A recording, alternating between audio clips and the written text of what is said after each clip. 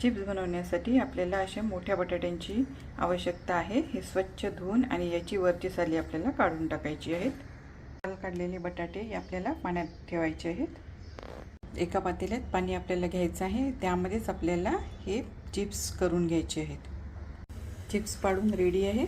हे आपल्याला जोवर बॉईल होत नाही तोवर पाण्यातच ठेवायचे आहे।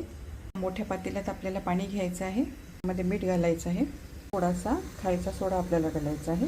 पाण्याला मस्त उकळी आलेली आहे, त्यामध्ये आपल्याला हे चिप्स टाकायचे आहेत आणि 10 मिनिटं हे आपल्याला बॉईल करून घ्यायचे आहेत। आपल्याला चिप्स स्ट्रेनरवर गाळून घ्यायचे आहेत आणि एका चाळणीत टाकायचे आहेत। सुक्या कपड्यावर उन्हात वाळू घालायचे आहेत। अशा प्रकारे चिप्स आपल्याला एखाद्या कपड्यावर वाळू घालायचे आहेत। 3 दिवस मी हे चिप्स वाळत घातले होते। बघा किती पांढरे शुभ्र आपले चिप्स झालेले आहेत। चिप्स मी तुम्हाला तळून दाखवते आहे। बघू शकता किती मस्त आपले चिप्स झालेले आहेत।